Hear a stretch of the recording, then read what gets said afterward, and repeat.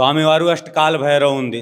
మనం శారీరక రోగ దోష ఉందా, దారిద్ర్యం ఉందా, దారిద్ర్య క్రోధ ఉందా, ఆ క్రోధ నివారణ కోసం, దారిద్ర్య నివారణ కోసం అష్టకాల భైరవ ఉంది.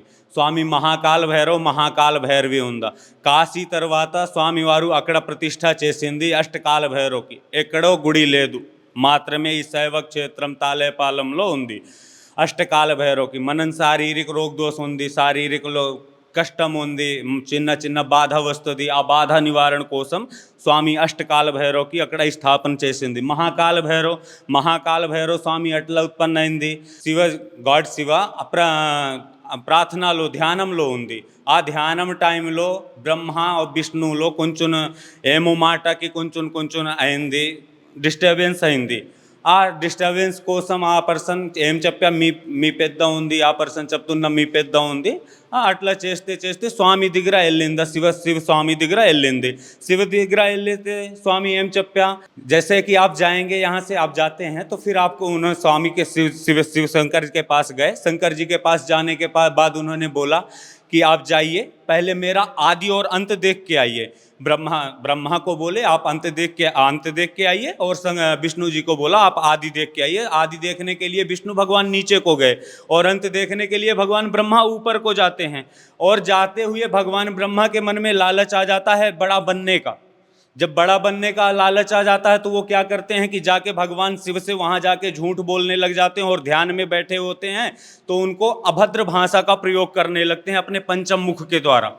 भगवान ब्रह्मा के 5 मुख हैं, उसमें से पंचम मुख के द्वारा उन्होंने अपने भगवान शिव का अपमान करने लग जाते हैं. जब अपमान करते हैं तो काल भैरव प्रकट हो जाते हैं. भगवान तपस्या कर रहे होते हैं, उस तपस्या को भंग नहीं करते हैं तो उस टाइम पे महाकाल भैरव उत्पन्न होते हैं, और उत्पन्न होके अपने नाखून के, अपने बाएं अंग के नेल से, अंगूठे से भगवान ब्रह्मा का गर्दन काट देते हैं.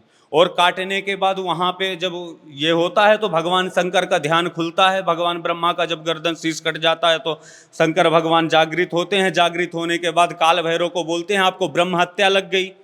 अब ब्रह्म हत्या निवारण के खातिर भगवान ने काशी में निवास किया था. काल भैरव के खातिर, महाकाल भैरव के खातिर काशी में निवास किया. फिर वहाँ पे महाकाल भैरव ने अष्टकाल भैरव की संरचना बनाई पूरी काशी की रक्षा करने के लिए. भगवान शिव की सबसे प्रिय नगरी है काशी, वहाँ पे महाकाल भैरव अपना विराजमान करते हैं, और अष्टकाल भैरव महाकाल भैरव की संरचना करते हैं. उनकी देखभाल के 8 दिशाएं होती हैं, 8 दिशाओं की रक्षा करने वाले. हमारे घरों में 8 दिशाएं होती हैं, हमारे शास्त्र में 8 दिशाएं बताई गई हैं. 8 दिशाओं की रक्षा करने वाले अष्टकाल भैरव हैं. महाकाल भैरव स्वयं स्वामी के द्वारपाल माने गए हैं, मेन प्रमुख द्वारपाल महाकाल भैरव बताए गए हैं.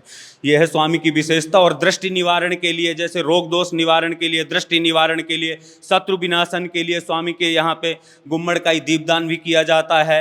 होमम, अर्चना, आराधना, पूजना भी की जाती है. जैसे किसी की भी इच्छा होती है, जैसे किसी का शारीरिक रोग है, दोष है, शारीरिक कष्ट है, शारीरिक दृष्टि निवारण है, भूत प्रेत पिशाच निवारण है, ऐसी कोई भी व्यवस्था और ऐसी भी कोई असुविधा है किसी को, तो आके यहाँ पे वो संपर्क कर सकता है, और संपर्क करने से उसको सुनिश्चित इलाज मिलेगा. यहाँ पे नवपाषाण लिंगम है, अष्टकाल भैरव स्वयं दक्षिणामूर्ति स्वामी विराजमान है, भगवान शिव के गुरु. इसीलिए इस तंत्र विद्या का निवारण करने के लिए ही तंत्र क्षेत्र का व्यवस्थापना की गई, हमारे शिवा स्वामी जी के द्वारा व्यवस्थापना की गई है. इसीलिए कि किसी को दूर भटकना ना पड़े.